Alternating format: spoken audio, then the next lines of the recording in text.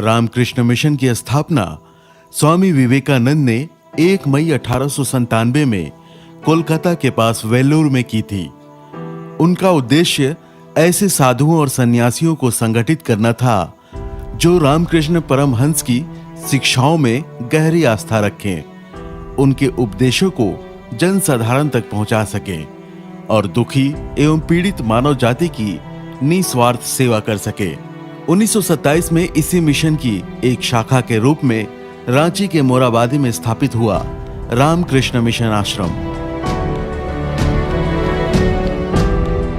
मां शारदा के परम शिष्य और रामकृष्ण मिशन के 8वें अध्यक्ष स्वामी विशुद्धानंद के अथक प्रयास का ही प्रतिफल है यह आश्रम। इन क्षेत्रों के विषय में स्वामी विवेकानंद ने कहा था, मध्य भारत में हजारीबाग एवं इस प्रकार के अन्य जिलों के निकट अभी भी उपजाऊ, सिंचाई सुविधा संपन्न अच्छे भूखंड आसानी से उपलब्ध होंगे। इस क्षेत्र में बड़ा भूखंड अधिकृत करना होगा और इस पर तकनीकी शिक्षा हेतु विद्यालय और क्रमशः कारखाना इत्यादि प्रारंभ करना होगा। चूंकि खाद के उत्पादन के नए तरीकों का आविष्कार होगा। स्वामी विवेकानंद जी के सपनों को वास्तविक रूप देने के लिए सदा तत्पर है रामकृष्ण मिशन। आज झारखंड में रांची और उसके आसपास में चल रहे हैं ग्रामीण एवं कृषि विकास के जरिए जनहित का अहम प्रयास।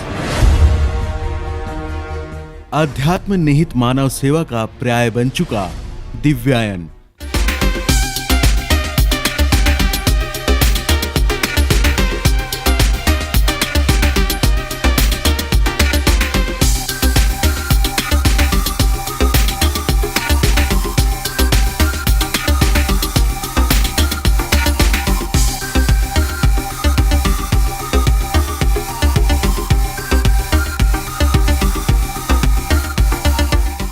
मोराबादी स्थित कृषि विज्ञान केंद्र रामकृष्ण मिशन आश्रम द्वारा आज कृषि क्षेत्र में आर्थिक रूप से कमजोर वर्ग के लिए और ग्राम विकास के उत्थान हेतु अविश्वसनीय कार्य को अंजाम दिया है।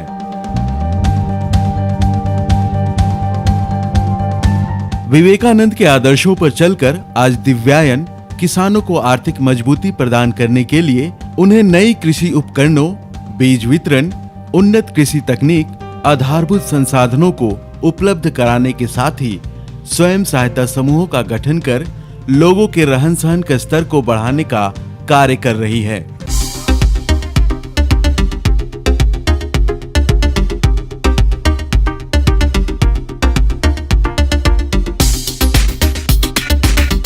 आज किसानों के कल्याण और जैविक कृषि को बढ़ावा देने के लिए दिव्यांग कृषि विज्ञान केंद्र और नाबार्ड के समन्वय से कई योजनाओं का संचालन किया जा रहा है, जिसका एकमात्र लक्ष्य है किसानों की उन्नति सह कृषि में नवीनीकरण।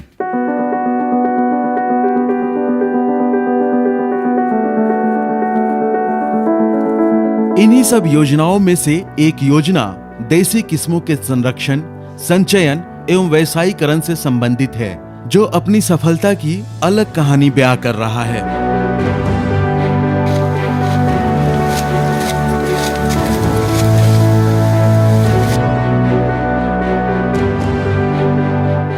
संकर किस्मों के बीज से ज्यादा उत्पादन एवं रासायनिक खाद उर्वरकों के उपयोग के दुष्परिणाम से आज सभी परिचित हैं। इसलिए दिव्यांग कृषि विज्ञान के द्वारा नाबार्ड प्रायोजित देशी सुगंधित किस्मों का आंकलन, संरक्षण, उन्नयन एवं व्यवसायीकरण का प्रचार प्रसार जोरों शोरों से किया जा रहा है।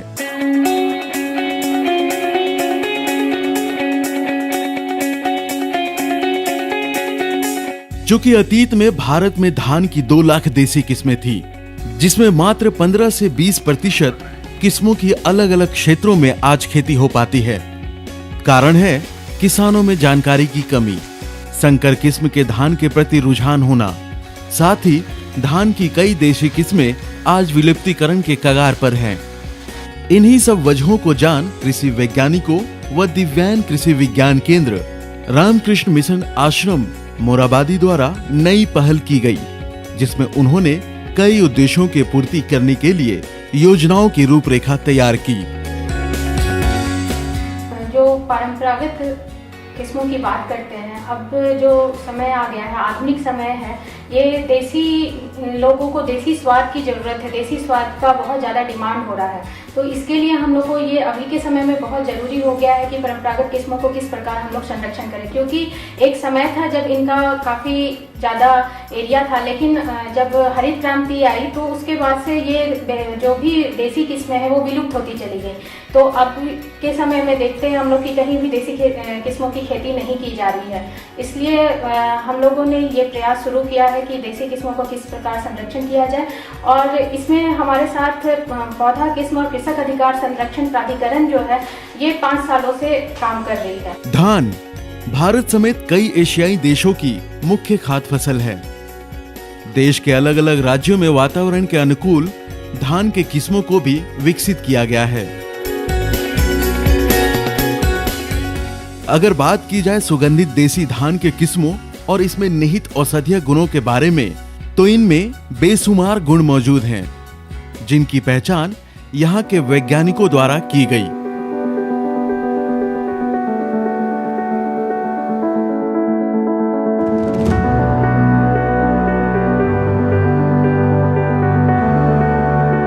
तथा इसके संरक्षण संबंधी नाबार्ड से वित्तीय सहायता ली गई। जून 2016 को रांची जिले के 5 प्रखंडों के 5 गांवों में 100 किसानों का चयन किया गया। बाजार में देसी सुगंधित किस्मों के अनुपलब्धता को देखते हुए, साथ ही व्यवसायीकरण के उद्देश्य की पूर्ति हेतु पहले वर्ष धान के 10 देसी किस्मों का चयन कर सभी गांवों में प्रत्यक्षण किया गया।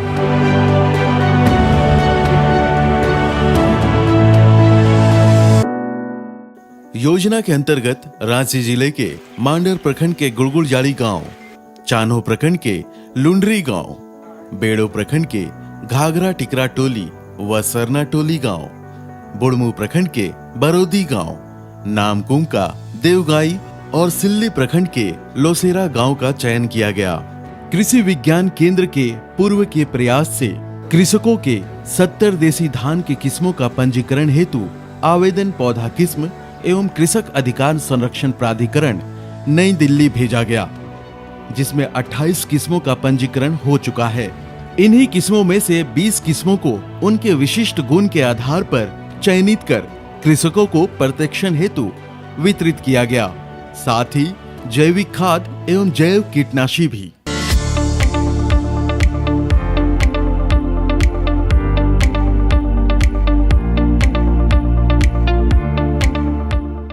दस देसी किस्मों में से रजनीगंधा, तुलसी मुकुल, जीरा भोग, करहैनी, तुलसी मंजर, प्रसाद भोग, धनिया फूल, मेखवाइन, पानी साइर, सरायकेला एवं भुटकू किस्म प्रमुख थे। आज का डेट में बाजार में जो सुगंधित चावल मिलता है, हो सकता है कि ये ऑथेंटिक ना हो, लेकिन ये ऑथेंटिक सुगंधित चावल जो कि जैविक प्रक्रिया में किया जा रहा है, धीरे धीरे इसका इस्तेमाल बढ़ेगा, लोग भी उसको पसंद करने लगेंगे।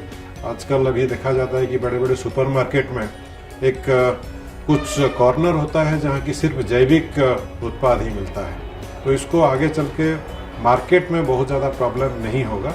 लोगों को ये जानकारी हो गया है कि जो रासायनिक खाद का इस्तेमाल करना या कीटनाशक का इस्तेमाल करना ये शरीर के लिए हानिकारक है, तो इसलिए जैविक पद्धति के और सिर्फ भारत में नहीं, पश्चात देशों में भी इसका काफी आदर होने लगा है और इसका मार्केट आगे चल के बढ़ेगा। 10 देसी किस्मों में से 2 सुगंधित किस्मों को यहाँ की मिट्टी, जलवायु एवं उपज आधार के अनुकूल चयनित किया गया, जिसमें तुलसी मुकुल एवं भुटकू को सर्वोपरि माना गया।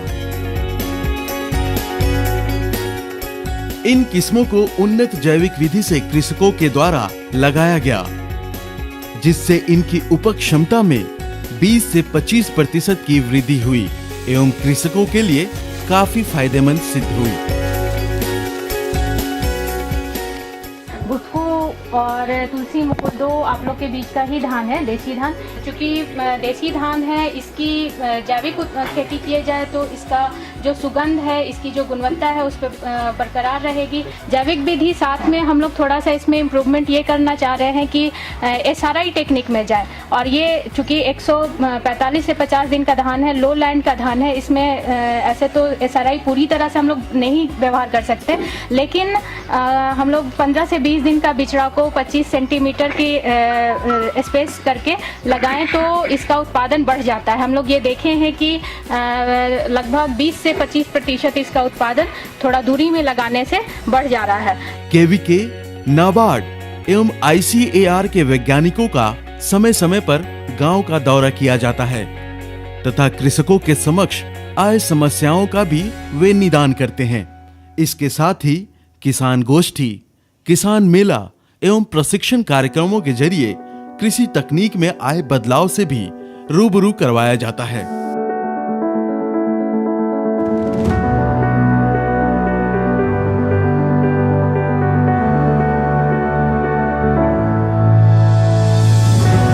जैविक विधि से खेती की महत्ता से सभी अवगत हैं। रासायनिक खाद एवं विषैले कीटनाशी के स्वास्थ्य पर पड़ते प्रतिकूल प्रभाव को देखते हुए यहाँ के किसानों ने पिछले 5 वर्षों में कभी भी अपने खेतों में कोई रासायनिक उर्वरकों का प्रयोग नहीं किया है, जिसका नतीजा आज इनके सामने है। ये धान है जो ऑर्गेनिक होता है और वो जो हम लोग खरीद के लगाते हैं उसमें रासायनिक खाद होता है। उससे हम लोग को शारीरिक ये भी मतलब हानि होता है, फिर खेत का भी हानि होता है। इस तरह से हम लोग को ये खेती, ये तुलसी मुकुल धान का खेती करना चाहिए।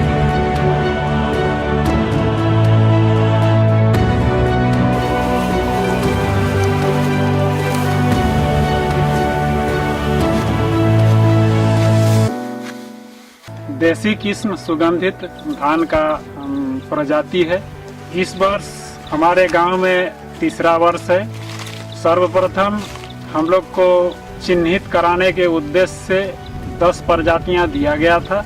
10 प्रजातियों में से हम लोगों ने 3 प्रजाति को हम लोगों ने चिन्हित किया, 3 में से फिर 2 को छोड़ दिया गया और जो सर्वोत्तम माना गया इस गांव के वातावरण के अनुकूल वो है धान का प्रजाति भुटकू सुगंधित चावल। महिला किसान पूनम का भी कहना है कि इन किस्मों को लगाने में ज्यादा मेहनत भी नहीं होती, साथ ही कृषि वैज्ञानिकों के द्वारा बताई गई विधियों को अपनाने से इनके बुआई, खाद, बीज में खर्च कम होता है।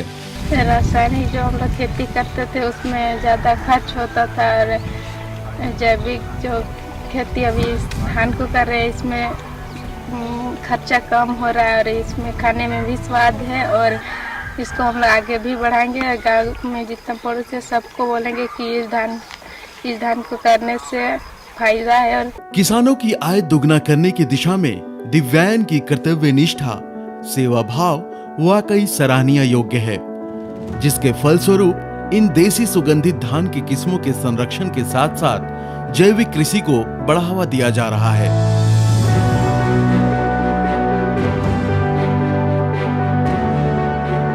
कॉस्ट ऑफ कल्टीवेशन के रूप में भी हम देखेंगे, इसको जब कैलकुलेट करेंगे इसमें बीमारियां कम लगती हैं तो दवाई के खर्चे हो जाते हैं। फर्टिलाइजर में हम जैविक को ज़्यादा प्रमोट करते हैं, जो लोकल रिसोर्सेज संसाधन है तो वो पैसे बच जाते हैं। तो कॉस्ट ऑफ कल्टीवेशन ओवरऑल औसतन ऐसे करके नहीं, औसतन देखा जाए तो 20-25% कॉस्ट ऑफ कल्टीवेशन हो जाए और उधर मार्केट में देखिएगा तो हमको 40%, 50% ज़्यादा हो जा रहा है। तो अच्छा खासा आय इसका यदि किसान भाई करें तो काफ़ी अच्छा खासा आय, और ये हमारे आसपास की प्रजातियां और कहीं होने का स्कोप नहीं है तो एक बहुत अच्छा अवसर है कि हम ही लोग कर सकते हैं, क्योंकि एक लोकल एरिया जो है, स्पेसिफिक एरिया है, वहीं पे ये धान हो सकती है, बाकी की जगह नहीं हो सकती। तो एक किसानों भाइयों के लिए, जो लोकल किसान भाई हैं, उनके लिए काफ़ी एक अच्छा अवसर है। अगर देसी किस्मों के उत्पादन की बात की जाए तो रांची जिले में 135 हेक्टेयर क्षेत्र में इन 2 किस्मों की उत्पादन क्षमता लगभग 3,350 क्विंटल है।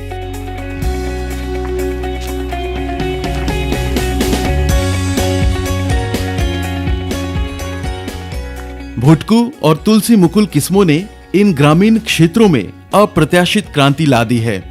यहाँ के किसान अब संकर बीजों का नहीं, देसी सुगंधित धान को लगाकर कृषि क्षेत्र में आए बदलाव के गवाह हैं। ये धान भुटको धान है। इसको तो हम लोग बहुत पहले से करते थे, लेकिन एक नाबार्ड का प्रोजेक्ट आया, थोड़ा सा ही बड़ा प्रजाति का है, 140 से 45 दिन का। हम लोग करते थे 130 से 35 दिन का सुगंधित धान में, लेकिन इसका पैदावार बहुत ही अच्छा है।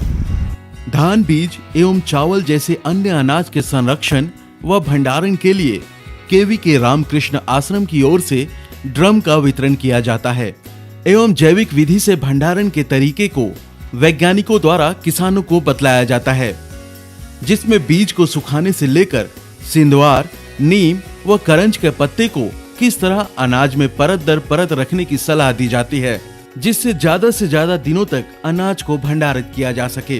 ये सुगंधित धान योजना अंतर्गत दिया जा रहा है। जो भी लाभुक रहे हैं इस योजना में, उनको धान के सुरक्षित भंडारण के लिए, और ये चूंकि देसी धान है, इसका बीज आप ही लोगों को सही ढंग से रखना है, इसके लिए ये दिया जा रहा है। और पहले से नीम, करंज या सिंधवार का पत्ता, तीनों में से कोई पत्ता आप लोग को मिल जाए, उसको छांव में सुखाना है पत्ता को, और उसके बाद इसमें डाल देना है। नीचे में सबसे पहले एक परत रहेगा, उसके ऊपर आप बीज रखिएगा, फिर बीच में एक परत दीजिए 1 इंच का पत्ता हाँ, उसके ऊपर फिर बीज रखिएगा, और फिर ऊपर में पत्ता का एक परत दे के उसको पूरा पैक कर देना है।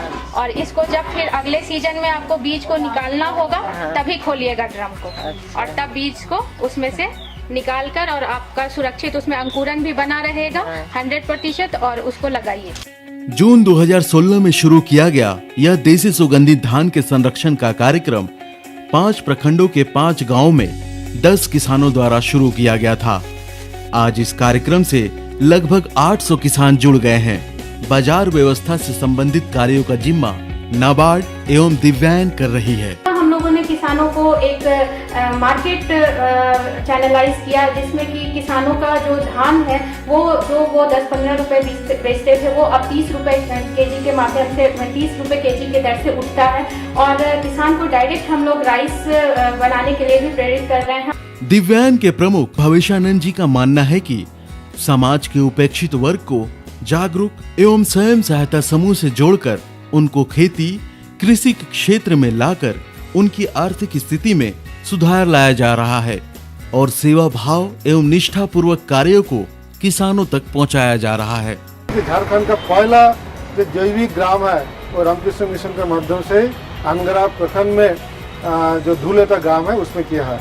इसके लिए ये जो जैविक खेती प्रमोट हो रहा है, जैविक खेती के साथ साथ अगर सेंटर राइस भी हम लोग उसका एक क्रॉप फसल इसमें रखेंगे तो उसमें सेंटर राइस भी मिलेगा, गुणवत्ता भी अच्छा होगा, खुशबू भी अच्छा होगा, किसान का दाम भी बहुत अच्छा होगा। इसीलिए ये जैविक खेती के साथ सुगंधित धान का खेती बहुत ही प्रासंगिक है। प्रशिक्षण कार्यक्रमों सह जैविक कृषि के साथ इन देसी किस्मों की खेती से वाकई उत्पादन के साथ साथ इनके बिक्री का सही मूल्य भी किसानों को प्राप्त हो रहा है। ज्यादा से ज्यादा मुनाफा से किसानों के जीवन स्तर में काफी बदलाव आ रहा है। इनका सारा श्रेय प्रशिक्षण को ही जाता है।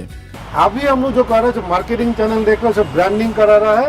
ब्रांडिंग करके हम लोग का पहले दिव्यांग का जो हम लोग का विक्रय केंद्र है, उसके माध्यम से हम लोग का जो डिवोटीज है, हम लोग का जो ऑयलिसर्स है, हम लोग जो स्टाफ है, जो परिचित है, उसके माध्यम से प्रमोट करेंगे। उस पर धीरे धीरे इसका किसान लोग को भी जो फायदा मिलेगा, जो चैनल का डेवलप होगा, तो किसान लोग सेल्फ हेल्प ग्रुप बना के या बाद में एफपीओ बना के ये पूरा झारखंड नहीं, झारखंड का बाहर में भी या देश का बाहर में भी वो लोग उसको बिक के बहुत अच्छा पैसा इनकम कर सकते हैं। आज बाजार में अधिकांश अन्न में खुशबू के लिए रसायन का प्रयोग किया जा रहा है, जिसका प्रतिकूल प्रभाव हमारे स्वास्थ्य पर पड़ रहा है। इसी के मद्देनजर दिव्यांग द्वारा किया जा रहा यह कार्य सराहनीय है, जिससे मानव स्वास्थ्य के मूल्यों को समझा जा रहा है।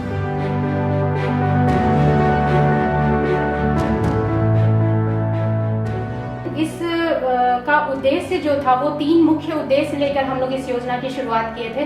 जो पहला उद्देश्य था वो था कि किस्मों का संरक्षण करें, जो स्वाद खत्म होते जा रहे हैं उनको वापस लेकर आए, और जो दूसरा उद्देश्य था कि किसान को इससे डायरेक्ट बेनिफिट हो, उनकी जीविका इस पे आधारित हो और किसानों की आय डबल हो, उससे ज़्यादा लाभ अर्जित कर सके। और तीसरा जो उद्देश्य था हमारा कि समाज को एक विष रहित और गुणवत्ता और स्वाद से भरपूर खाना मिल सके, इस उद्देश्य के साथ हम लोग ये कार्यक्रम की शुरुआत की है। गुड़गुड़जारी व लोसेरा गांव के ये किसान भुटकू व तुलसी मुकुल किस्मों के धान को अपने खेतों में लगाकर इस बात को सिद्ध कर रहे हैं कि मेहनत अगर सही दिशा में की जाए तो सफलता की मंजिल आसानी से मिल जाती है। जो किसान संकर किस्मों की खेती कर 10 से 15 रुपए प्रति किलोग्राम धान बिक्री करते थे, वे आज देसी सुगंधित धान लगाकर उनके बीज को 30 से 35 रुपए प्रति किलोग्राम बिक्री कर रहे हैं।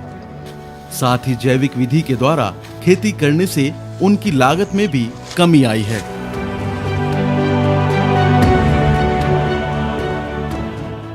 देसी सुगंधित धान के किस्मों के प्रचार प्रसार के लिए नाबार्ड एवं दिव्यांग जमीनी स्तर पर कार्य कर रहे हैं। इसके विस्तारीकरण एवं बड़े पैमाने पर खेती करने के लिए निरंतर किसानों को जोड़ा जा रहा है। अगर कोई भी इनोवेटिव काम करना चाहते हैं, आपका पैदावार अगर बढ़ाना चाहते हैं, तो नाबार्ड हमेशा आपके साथ खड़ा रहेगा।